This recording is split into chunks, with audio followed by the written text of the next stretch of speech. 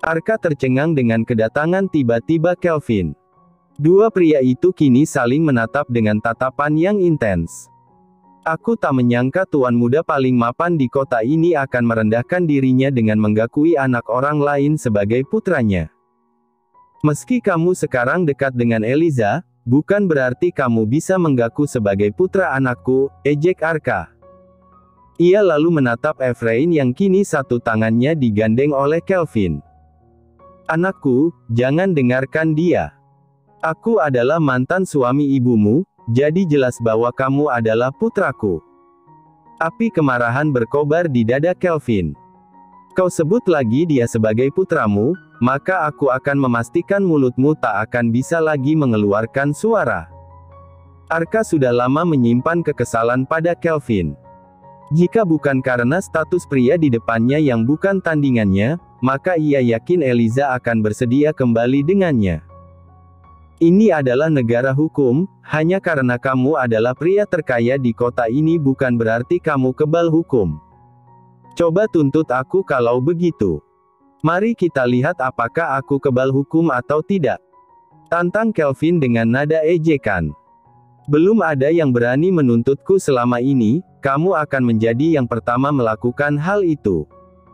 Kemudian mari kita lihat apa yang akan terjadi. Arka menggenggam tangannya dengan erat hingga buku-buku jarinya memutih. Ia lalu melemaskan jemarinya dan berusaha meraih Efrain. Kesinilah, dia bukan ayahmu. Lihatlah. Ini adalah foto pernikahanku dengan ibumu, kata Arka sambil menunjukkan foto pernikahannya dengan Eliza yang ada pada ponselnya. Di dalam foto itu mereka mengenakan gaun pengantin dan tersenyum cerah. Itu adalah pemandangan yang menusuk mata bagi Kelvin, jadi dia meraih ponsel Arka dan membantingnya ke tanah. Kau! Pekik Arka saat melihat layar ponselnya padam dan retak di atas lantai. Dengan menunjukkan foto pernikahan kalian, tidak berarti kamu adalah ayah biologisnya. Efrain bolak-balik menatap antara Arka dan Kelvin yang sedang memperebutkan status sebagai ayahnya. Ia sebenarnya berharap ayahnya adalah Kelvin tapi lebih masuk akal jika ayahnya adalah Arka karena dia mantan istri ibunya. Hal itu membuat anak kecil itu menjadi bingung. Paman tampan, kenapa kamu menggaku sebagai ayahku? Karena aku memang ayahmu. Dia berbohong. Ia hanya ingin mendekatimu agar bisa mendapatkan ibumu, sela Arka. Nak, lebih baik kamu memilihku, setelah ini kita akan bersama sebagai keluarga yang utuh. Bagi Arka, asal ia bisa mendapatkan hati anak haram ini yang ayahnya tidak jelas dan mendapatkan penggakuannya, maka dia akan bisa membuat Eliza kembali padanya. Anak kecil hanya memiliki impian sederhana, membangun keluarganya yang utuh. Hahaha.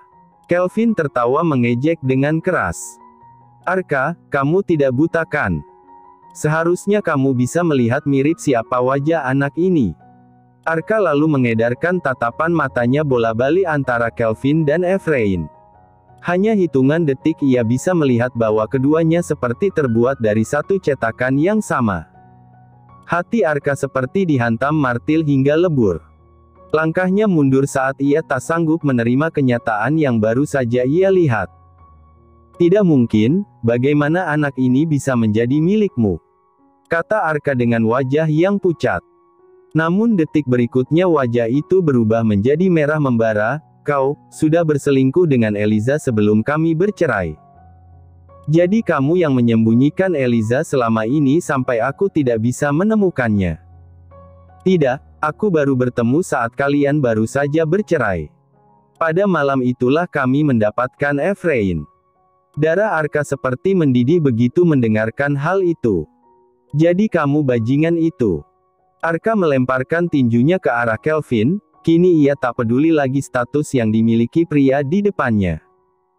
Selama ini ia telah mencari informasi mengenai pria yang berani tidur dengan wanita yang sangat ia cintai, namun semua penyelidikannya berakhir dengan jalan buntu. Rekaman CCTV di hotel itu telah dihapus. Sebelum tinju Arka sampai di wajah Kelvin, pria itu menangkap pergelangan tangan Arka dan mencengkeramnya dengan erat. Berani sekali kamu mengangkat tanganmu padaku. Jika bukan karena ada putraku yang masih kecil di sini, aku tak akan membiarkanmu kembali dengan tangan yang utuh. Kelvin bukan lelaki yang murah hati. Eliza dan Arka sudah bercerai saat itu, jadi pria ini tak berhak marah padanya. Saat keributan itu terjadi, rekan bisnis di ruang pribadi Arka tadi keluar. Mereka tidak tahu apa yang terjadi, tapi yang mereka lihat adalah Arka yang berusaha memukul pria paling berpengaruh di kota ini. "Ayo kita pulang sayang," kata Kelvin sambil menyapu Efrain ke dalam pelukannya. Arka hanya bisa diam membeku ketika melihat Kelvin membawa anak itu pergi. Setelah itu, 4 rekan bisnis Arka mulai menghampirinya. "Maaf Tuan Arka, sepertinya kami tidak bisa berinvestasi dengan bisnis yang tadi kamu tawarkan." Arka tercengang. "Kalian sudah setuju tadi. Maaf tapi kami lupa memiliki arus kas perusahaan yang terbatas sekarang." 4 pria itu segera pergi meninggalkan Arka yang tercengang sendirian. Setelah itu, ia berusaha mengejar 4 pebisnis tadi. Kesepakatan mereka ia butuhkan untuk semakin menancapkan pengaruh bisnisnya di Canberra. Setelah kenyataan yang baru saja ia ketahui tadi, ia bertekad untuk menjadi semakin kuat dari Kelvin. Eliza telah menunggu di meja makan hingga 15 menit. Ia mulai cemas dan berusaha menghubungi putranya melalui panggilan telepon. Saat ini anak kecil itu baru saja akan masuk ke mobil Kelvin. "Momiku masih di dalam restoran. Ia akan mencemaskanku jika aku tak juga kembali," kata Efrain saat Kelvin akan membawanya masuk ke mobil. Kelvin membelai rambut putranya. "Anak buahku akan memberitahu ibumu ke dalam, jadi dia tak akan khawatir. Bisakah kamu malam ini tinggal denganku?" "Apa kamu benar ayahku?" Kelvin mengangguk. "Tidakkah kamu melihat kita memiliki wajah yang sama? Saat di akuarium beberapa hari lalu aku langsung menuju ke sana karena mengira kamu putraku, tapi karena kamu menggakui wanita paruh baya itu sebagai ibumu, jadi aku terkecoh." "Kamu putra Eliza kan?" Efrain mengangguk. "Baik, sudah jelas sekarang, kamu adalah putraku. Efrain, mulai sekarang aku akan memberikan semua yang kamu inginkan untukmu. Aku akan menebus waktu yang kulewatkan denganmu." 2 pria kembar beda generasi itu masuk ke mobil Rolls-Royce. Saat itulah telepon di jam tangan Efrain bergetar. "Momi meneleponku." Kelvin melepas jam tangan itu dan menonaktifkannya. "Momi akan khawatir, kenapa ayah mematikannya?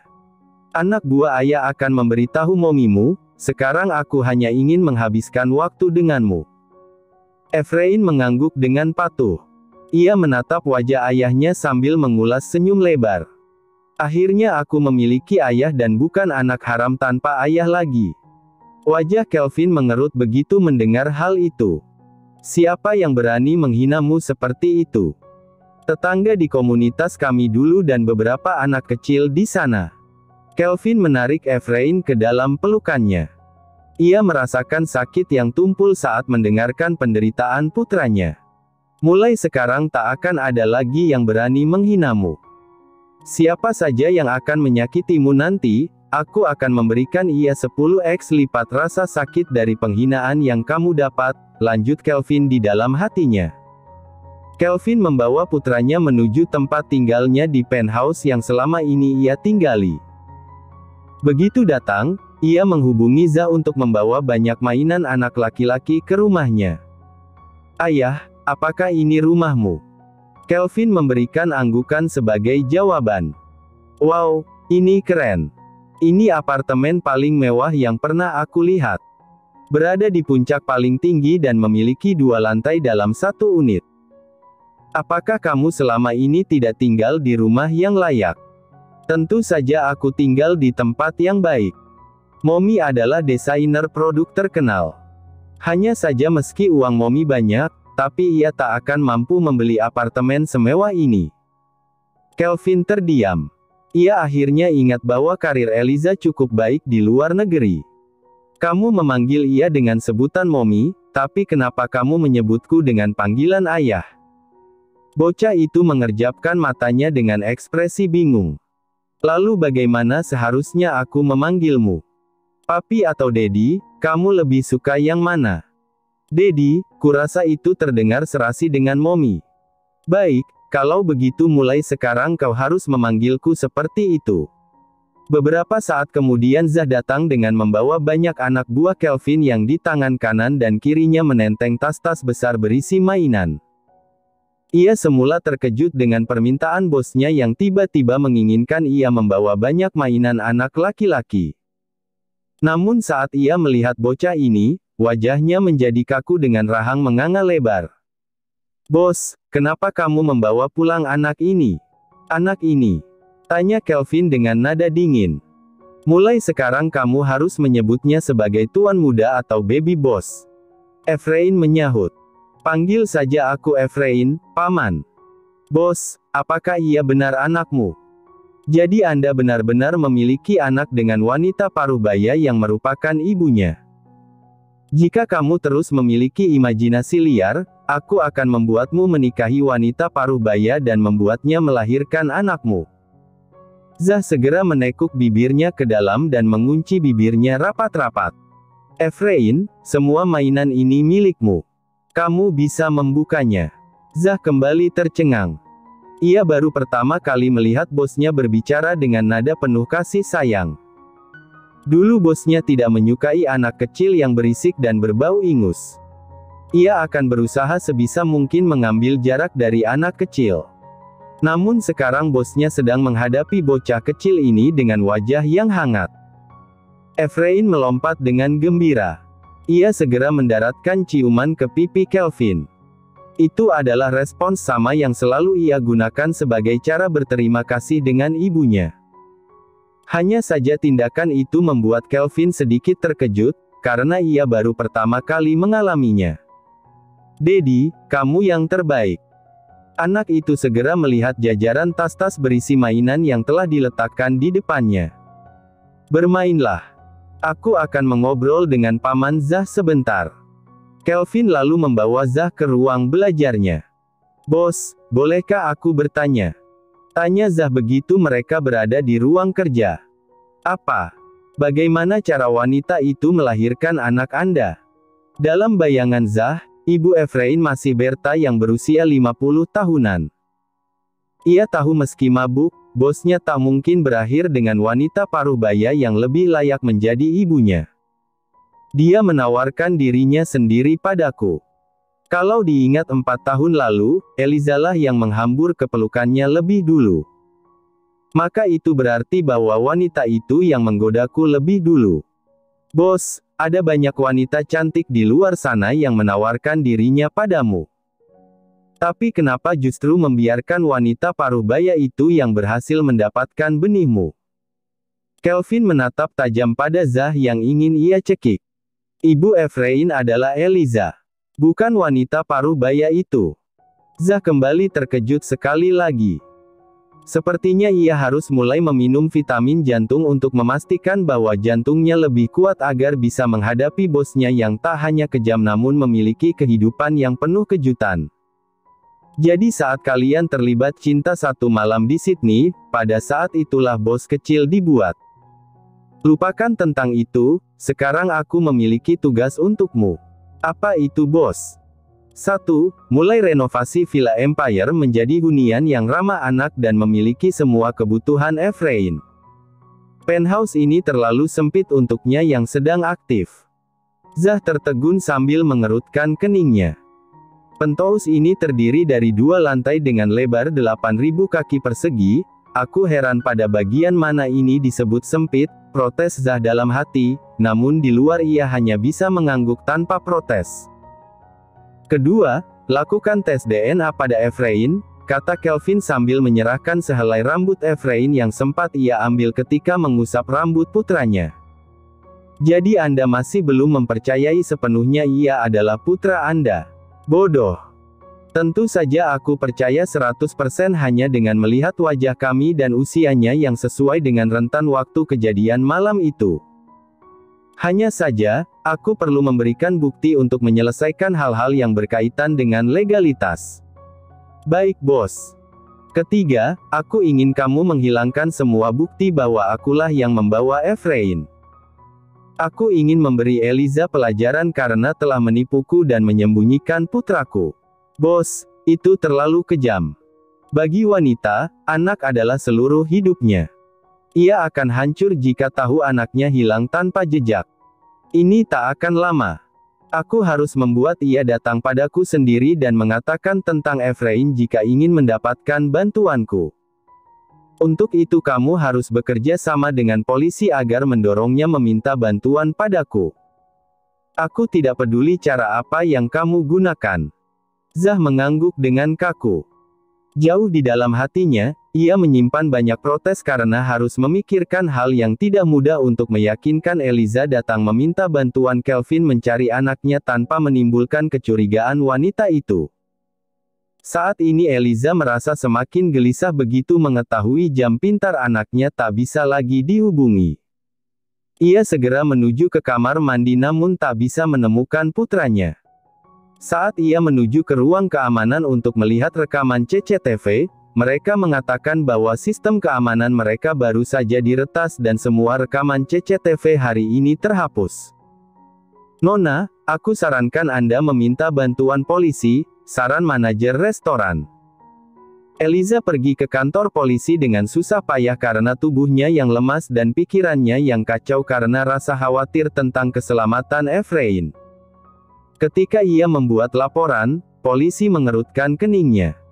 Nona, beberapa hari ini sedang marak perdagangan anak. Aku curiga hilangnya anak Anda ada kaitannya dengan itu. Eliza tertegun. Tubuhnya semakin gemetar tak terkendali karena ketakutan. Jika Efrain diculik sindikat perdagangan anak, ia takut tak akan bisa lagi menemukan putranya. Tidak. Itu tidak mungkin. Tolong katakan bahwa Anda hanya bercanda. Ini masih dugaan kami saja. Tapi jika sampai kemungkinan ini terjadi, maka akan lebih cepat untuk menemukan anak itu dengan meminta bantuan pada mereka yang memiliki kekuasaan pada dunia bawah. Siapa yang kamu maksud? Apa ketua mafia di Canberra? Polisi itu menggeleng. Bukan ketua mafia tapi antara keluarga Wilson atau keluarga Mitchell, mereka adalah dua keluarga yang juga memiliki kekuatan di dunia bawah. Tidak ada yang tak bisa mereka selesaikan, termasuk meminta bantuan agar membantu menemukan putra Anda. Lalu apa gunanya polisi? Apakah kalian bahkan tidak bisa menangani masalah ini? Bagaimana jika anakku dalam bahaya saat kalian bahkan tidak bisa melakukan apapun? Maki Eliza. Ia merasa polisi ini tidak menangani kasus kehilangan anaknya dengan baik dan justru melemparkan kewajiban. Nona, kemampuan polisi terbatas dan dunia bawah tidak sesederhana yang kamu pikirkan. Eliza menggebrak meja. Sungguh mengecewakan. Inikah yang disebut sebagai penegak hukum? Nona, tidak ada gunanya marah di sini. Lebih baik memikirkan saran yang aku katakan tadi. Mintalah bantuan pada Kelvin Wilson atau Tuan Muda Mitchell, namun sayang Tuan Muda Mitchell tidak berada di negara ini sekarang. Eliza berada dalam dilema. Jika ia meminta bantuan Kelvin, maka itu berarti ia akan mengekspos keberadaan putra mereka. Bagaimana jika nanti Efrain direbut oleh pria itu? Astaga, apa yang aku pikirkan? Asalkan Efrain bisa diselamatkan, aku akan cukup puas melihatnya baik-baik saja meski hak asuhnya nanti akan jatuh ke tangan Kelvin. Eliza, yang terpenting Efrain baik-baik saja. Batin wanita itu meyakinkan dirinya sendiri.